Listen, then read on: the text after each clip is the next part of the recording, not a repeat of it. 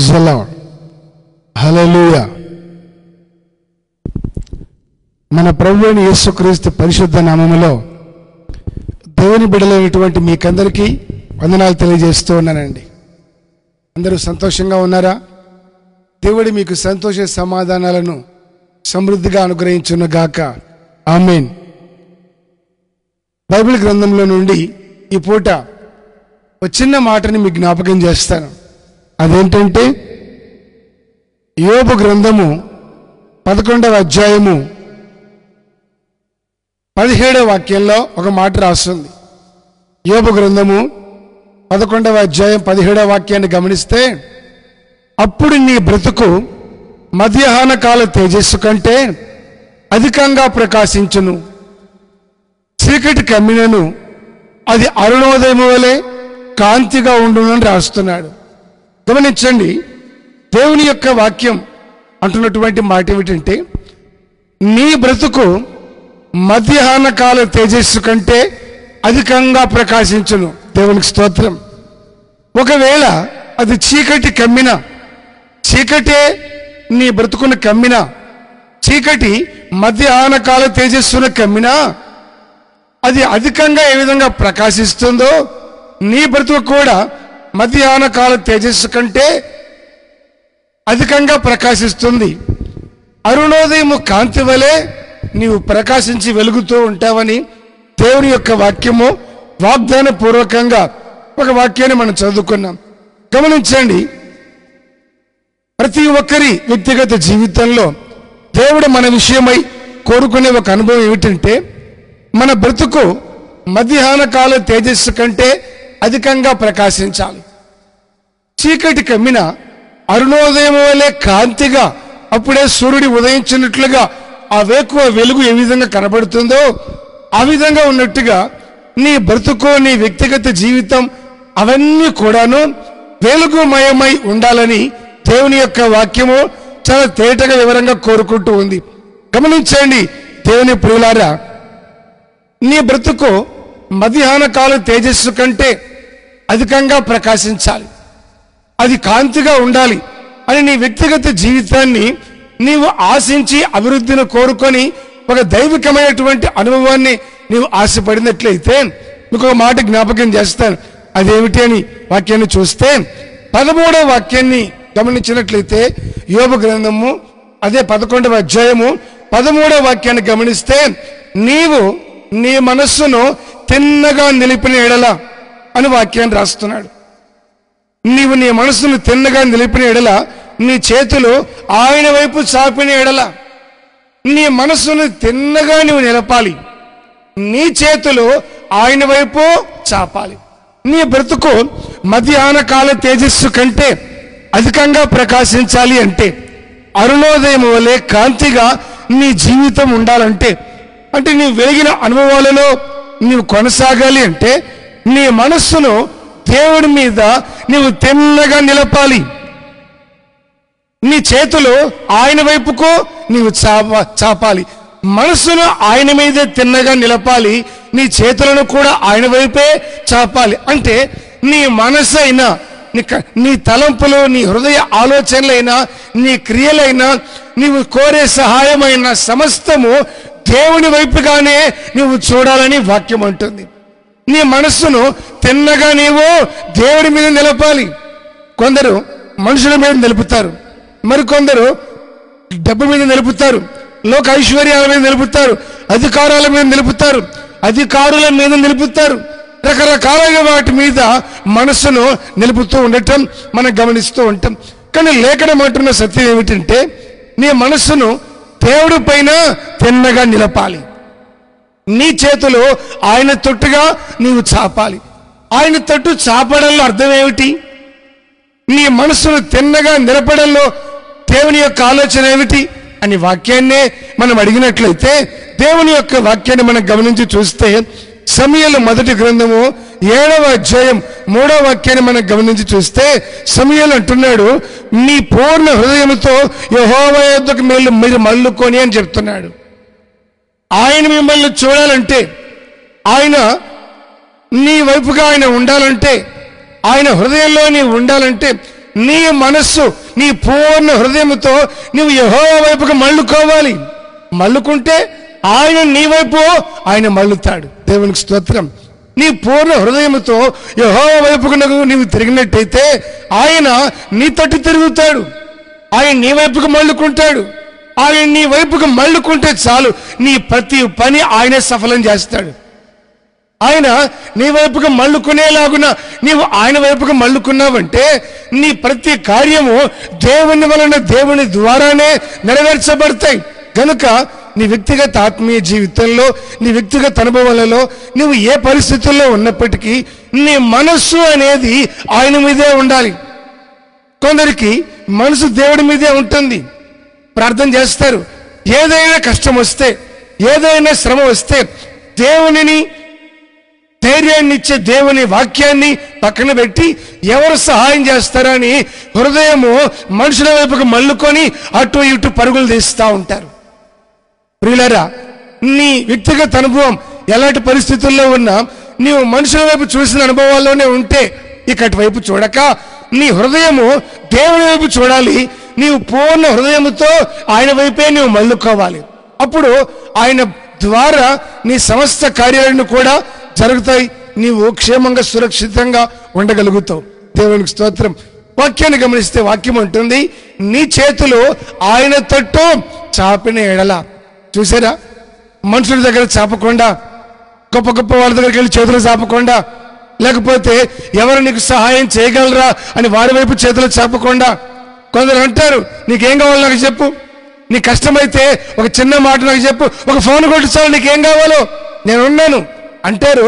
ఆ క్షణమే సరేనని సంతోషించి నువ్వు జ్ఞాపకం పెట్టుకొని ఆ వ్యక్తిని నీ ఆపద అక్కర్లో, నీ శ్రమలలో, ఇబ్బందుల్లో ఆ వ్యక్తి వైపు నీవు చూసినట్టయితే పొరపాటు నుండి వెతికినా వాళ్ళు కనబడరు. ఎందుకని?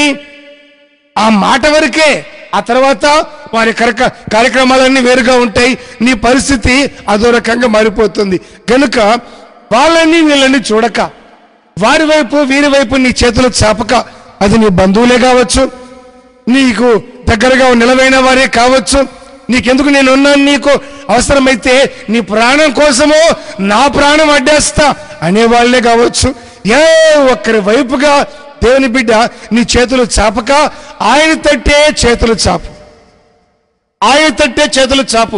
నీవు ఆయన తట్టు చేతులు చాపితే అందరి కొరకు, సహాయం కొరకు, సహాయం చేయగలిగిన రీతిగా నీవు చేయి చాపుతావు అందరి కోసం. నీవు నీ సహాయం కోసం అందరి వైపు నువ్వు చేతులు చాపితే ఆ తర్వాత అందరి దృష్టిలో ఎగతాళిగా, హేళనగా మారిపోతావు. అందువల్ల దేవుని వాక్యం అంటుంది, నీ వైపే నా హృదయాన్ని తిప్పుకుంటానంటున్నాడు. నీ హృదయమును నా పూర్ణ హృదయంతో నేను నీ వైపు తిరుగుతాను. నీవు ఆయన తట్టు తిరిగితే ఆయన నీ తట్టు తిరుగుతాడు. మనం ఈ వాక్యాన్ని గమనించి చూసినప్పుడు దేవుని యొక్క వాక్యం ఉంటుంది, నీ చేతులు ఆయన తట్టు చాపని ఎడల. గనుక మన చేతులు ఎప్పుడు కూడా దేవుని వైపే చాపబడినటువంటి అనుభవాల్లో ఉండాలి. మీకు మాట జ్ఞాపకం చేస్తాను చూడండి. మన వ్యక్తిగత అనుభవాల్లో, మన ప్రతి విధమైనటువంటి పరిస్థితుల్లో దేవుని యొక్క వాక్యాన్ని గమనిస్తే, ఇక్కడ వాక్యాన్ని చూద్దాం. 73వ కీర్తన 23వ వాక్యాన్ని గమనిస్తే, నేను ఎల్లప్పుడూ నీ యొద్ద ఉన్నాను, నీ కుడి చెయ్యి నన్ను పట్టుకొని ఉన్నావు. నా కుడి చెయ్యిని నీవు పట్టుకొని ఉన్నావు. నేను ఎల్లప్పుడూ నీ యొద్ద ఉన్నా, నువ్వు ఎల్లప్పుడూ నా యొద్ద ఉన్నావు అని మాట్లాడుతున్నాడు. నేను ఎల్లప్పుడూ అన్ని వేళలా నీ యొద్దనే ఉన్నా, నేను నీతోనే ఉన్నా, నా కుడి చేతిని నీవు పట్టుకొని ఉన్నావు. నీ చేతులు ఆయన తట్టు చాపాలి. నీవు ఎప్పుడైతే ఆయన తట్టు చాపుతావో నీ చెయ్యిని ఆయన పట్టుకుంటాడు. నీ చెయ్యిని ఆయన పట్టుకున్నాడే అనుకో, ఇక నీవు మనుషుల దగ్గర ఎక్కడ చేతులు చాచవు. నీవెక్కడ మనుషుల దగ్గర చేతులు చాపక నువ్వు దేవుడితోనే ఉంటూ ఆయన సహవాసంలో కొనసాగుతూ ఏ ఒక్కరు నీ దగ్గరకు వచ్చినా లేదు కాదు అని చేతులు ముడుచుకోక ఇతరులకు సహకరించే చేతులుగా నీ చేతులు ఆశీర్వదించబడతాయి. ఎందుకో నీ చేతిని ఆయన పట్టుకున్నాడు కనుక. నా ప్రియులారా, ఎవరెవరికో నీ చేతులు ఇవ్వక, ఎవరెవరో నీ చేతులు పట్టుకోక, కొన్ని చేతులలో నీ చేయబడిందో ఇక చేయి నిన్ను వదిలిపెట్టదు. ఆ వ్యక్తి ఎటు వెళితే ఆ చేతితో నీ చేతికి సహవాసం ఉంది కనుక లాక్కెళ్ళి ఈడ్చుకెళ్ళిపోతుందంతే ఆ చెయ్యి.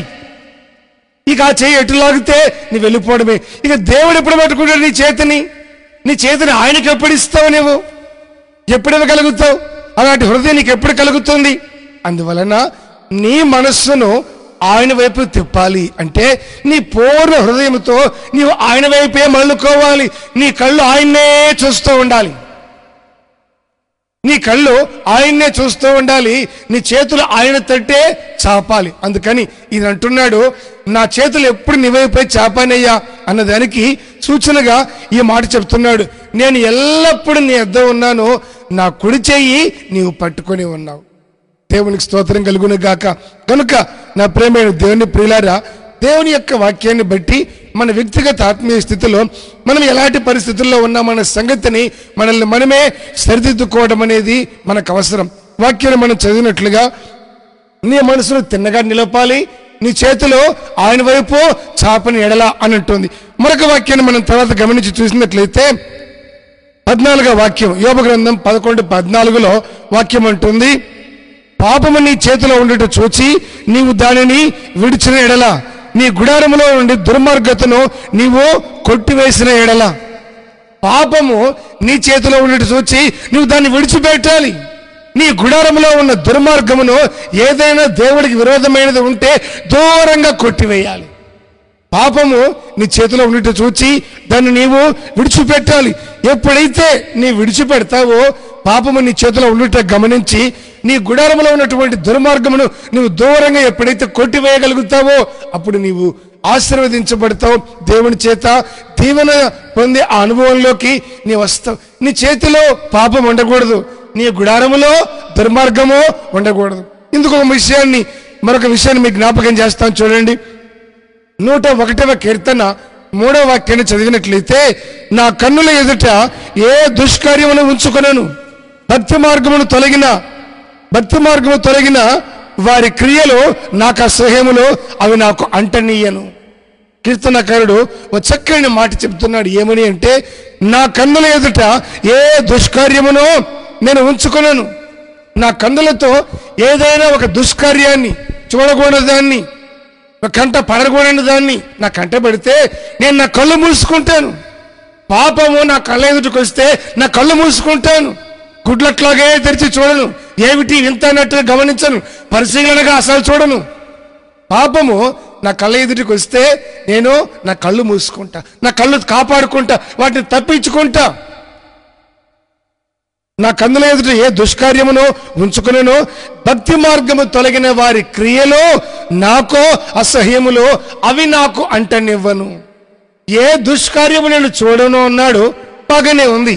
ఆ తర్వాత వాక్యాన్ని అడిగితే వాక్యం ఏమని రాస్తున్నాడు? తర్వాత భక్తి మార్గము తొలగిన వారి క్రియలు నాకు అసహ్యము, అవి నాకు అంటనివ్వను. గమనించండి, భక్తి మార్గాల్లో కొనసాగినప్పుడే భక్తి కలిగిన వాడు భక్తి కలిగిన మరో వాడితో సహవాసం చేస్తాడు. వీళ్ళిద్దరిలో ఒకడు భక్తి నుండి తొలగిపోయాడు అనుకో, వాడు దారి తప్పింది కాకుండా వీణ్ణి కూడా ఎప్పుడు దారి తప్పిద్దామనే చూస్తాడు. వాడు ఆత్మీయత నుండి తొలగిపోయాడు, వీణ్ణి కూడా ఎప్పుడు తొలగించాలా, వాడు పాపంలో పడ్డాడు, వీని ఎలా పాపంలో పడవేయాలి అన్నటువంటి ఆ తలపుతోనే చూస్తాడు. ఈయన అంటున్నాడు, భక్తి మార్గము ఎవరైనా తొలగారంటే వారి క్రియలను నేను అసహించుకుంటాను, అవి నాకు హేయం, అసలు వాటిని నాకు అంటనివ్వనయ్యా అంటున్నాడు. ఒక వ్యక్తి, మనం ముందుగా వాక్యం చదువుకున్నట్టుగా, పాపము నీ చేతిలో ఉండుట చూచి, దుర్మార్గము నీ గుడారములో ఉండుట చూచి. ఎక్కడి నుండి వచ్చింది చేతికి పాపము? దుర్మార్గం ఎలాగనే వచ్చింది గుడారములోకి, నీ దగ్గరికి. ఈ తర్వాత రాస్తున్నాడు, భక్తి వదిలిన వారి క్రియలు నాకు అసహ్యం, భక్తిహీనుల క్రియలు నేను అంటనివ్వను, అవి నాకు అసహ్యం, దగ్గరికి రానివ్వను, అసహించుకుంటాను. అంటే ఒక వ్యక్తి భక్తిగా కొనసాగిన తర్వాత, ఆత్మీయతలో ముందుకు నడిచిన తర్వాత, వాడు ఎప్పుడైతే భక్తి నుండి తొలగిపోతాడో ఏం జరుగుతుంది అంటే, ఆ సహవాసంలో ఉన్న ప్రతి వారిని దారి తప్పించాలని ప్రయత్నం చేస్తాడు. కనుక నీవు గ్రహించి జ్ఞానము కలిగి భక్తి తొలగిన వాని క్రియలను నేర్చుకోకుండా, వాడిని చేయబెట్టుకొని వాడి సహవాసంలో నీవు నడవకుండా, వాని అడుగుల్లో నీవు అడుగు వేయకుండా, ఆ భక్తిహీనుని క్రియలు ఎప్పుడైతే అసహించుకుంటావో ఎప్పుడైతే ఆ భక్తి తొలగిన వాని క్రియలు నీ ఆత్మీయ జీవితంలో నువ్వు దూరంగా కాపాడుకోగలుగుతావో అప్పుడు ఏం జరుగుతుంది అంటే ఆ భక్తిహీనత వల్ల కలుగుతున్న అపవిత్రత, భక్తిహీనత వల్ల కలుగుతున్నటువంటి ఆ దోషము అనేది, పాపము అనేది నీ చేతికి అంటదో, నీ గుడారానికి రాదు. నీవు వాడితో సహవాసం చేస్తూ వాడిని నీ ఇంటికి తీసుకెళ్ళి ప్రార్థించవలసినటువంటి నీ కుటుంబంలో ఈ భక్తిహీనులందరినీ కూర్చోబెట్టుకొని చేయకూడని కార్యక్రమాలను చేస్తూ రకరకాల ఈ ఆట పాటలన్నీ ఉన్నాయనుకోండి, జీవితం ఏమైపోతుంది?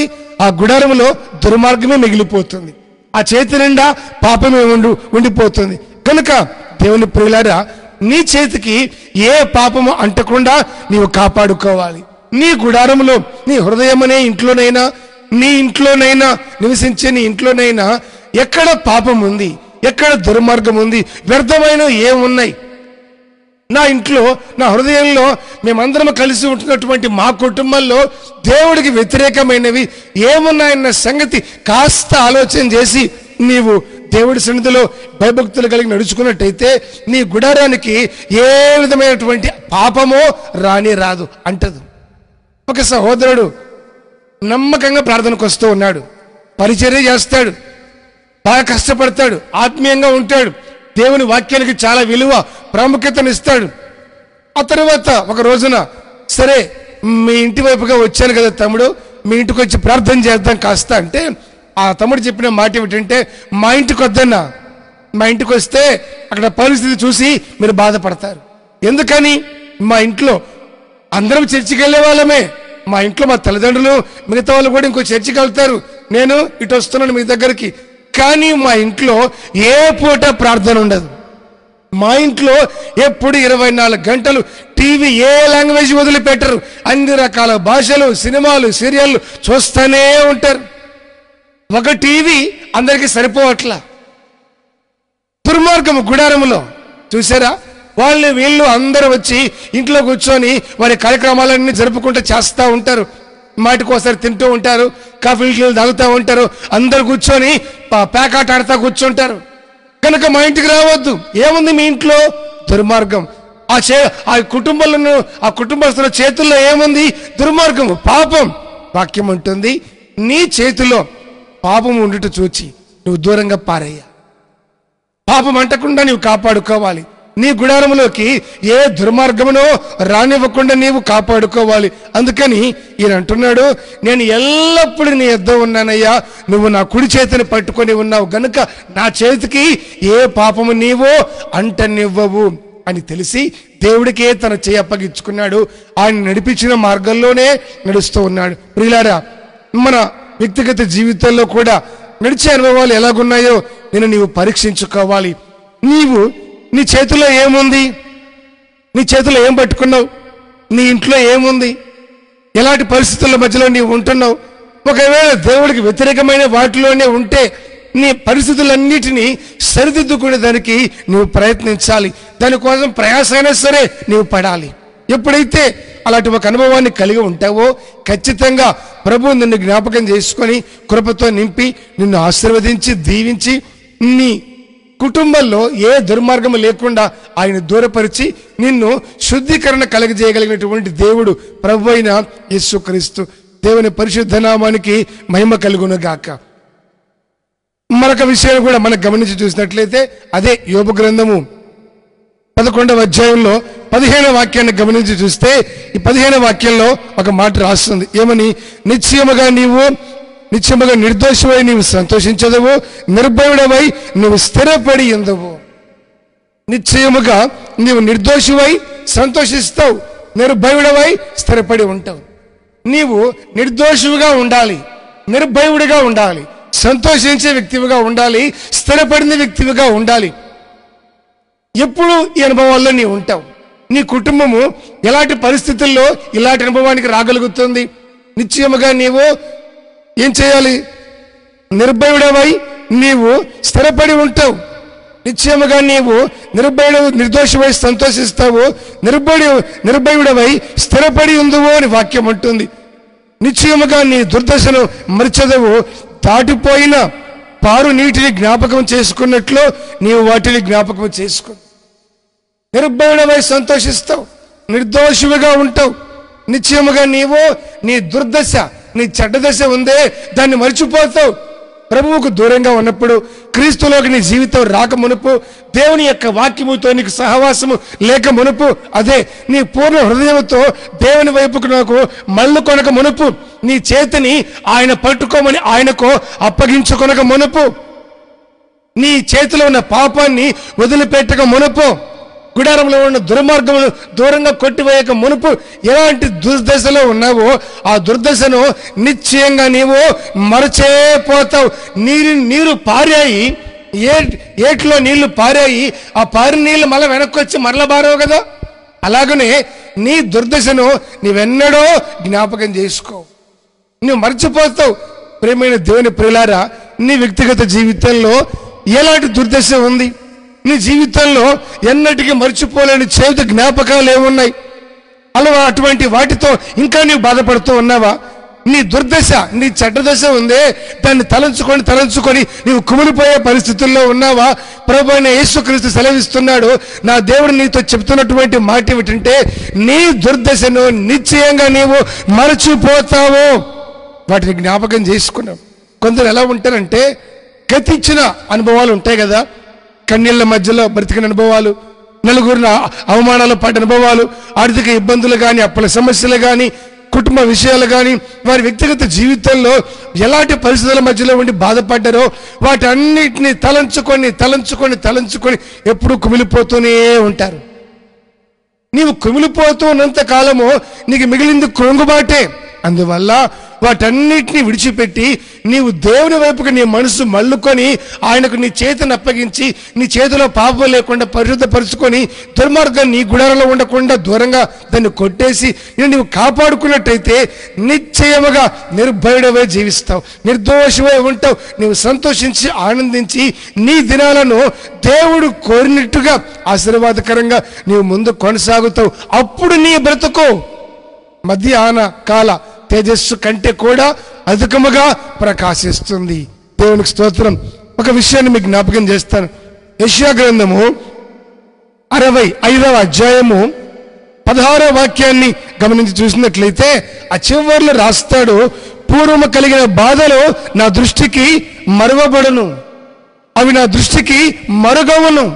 పూర్వము కలిగిన బాధలు ఉన్నాయే, నువ్వు ఏ బాధలతో బాధపడ్డావు, ఏ సమస్యలతో నువ్వు దుఃఖపడ్డావు, ఏ విషయాల్లో వేదన పడ్డావు, పూర్వం కలిగిన ప్రతి బాధ అంతా కూడా ఏమవుతుంది అంటే అవి మరుగవుతాయి, నీ దృష్టికి మరుగవుతాయి, అవి మరువబడతాయి. ఇక వాటిని జ్ఞాపకం చేసుకో, వాటిని ఎన్నటికి కూడా నీవు జ్ఞాపకం చేసుకో. గనుక దేవుని యొక్క మార్గాల్లో నువ్వు నడిచేదానికి నీవు ఇష్టపూర్వకంగా, హృదయపూర్వకంగా నీవు దేవునికి అప్పగించుకున్నట్టయితే నీ వ్యక్తిగత జీవితంలో ఎదురైన పరిస్థితులు ఎలాంటివైనా ప్రభువైన యేసుక్రీస్తు నిశ్చయంగా ఆయన నిన్ను జ్ఞాపకం చేసుకొని ఏం చేస్తారంటే ఒక ఉన్నతమైన ఆత్మీయ స్థితిలోకి దేవుడు నిన్ను తీసుకెళ్తాడు. ఇక మరొక మాట చెప్పనా, 119వ కీర్తన 6వ వాక్యాన్ని గమనించి చూసినట్లయితే, నీ ఆజ్ఞలన్నిటినీ నేను లక్ష్యము చేయనప్పుడు నాకు అవమానము కలగనేరదు. దేవునికి స్తోత్రం. చూసారా, నీ ఆజ్ఞలను నేను లక్ష్యము చేయనప్పుడు నాకు అవమానము కలగనేరదు. అవమానము కలగదు. నాకెందుకు కలుగుతుంది అవమానము? నేను నీ ఆజ్ఞలను లక్ష్య పెడుతున్నాను కదా, నీ ఆజ్ఞకు లోబడుతున్నాను కదా, నీ ఆజ్ఞకు విధేయత చూపుతున్నాను కదా, నీ ఆజ్ఞను నేను అనుసరిస్తూ ఉన్నాను కదా. నీ ఆజ్ఞను నేను అనుసరించినప్పుడు నాకు ఏం జరుగుతుంది అంటే అవమానము కలగదు. కనుక నీ దుర్దశను మర్చిపోతావు. నీ కన్నీటి అనుభవాలన్నిటినీ దేవుడు కొట్టేస్తాడు. నీ హృదయానికి దుఃఖాన్ని కలుగజేసిన ప్రతి బాధను ఆయన పోగొట్టి ఏం చేస్తాడు, నీకు నెమ్మదిని సమాధానాన్ని ఇస్తాడు. ఎల్లప్పుడూ నీ చేతిని ఆయన పట్టుకొని మరలా నీ వెనట పడిపోకుండా ప్రభు నిన్ను నడిపించే సమర్థుడు.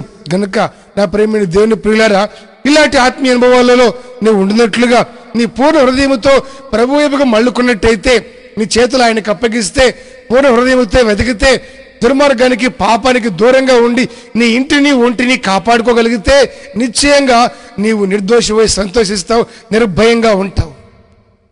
ఏ విషయానికి నీవు భయపడవు, తొనకవు కనుక అప్పుడు నీ జీవితము మధ్యాహ్న కాల తేజస్సు కంటే అధికంగా ప్రకాశిస్తుంది.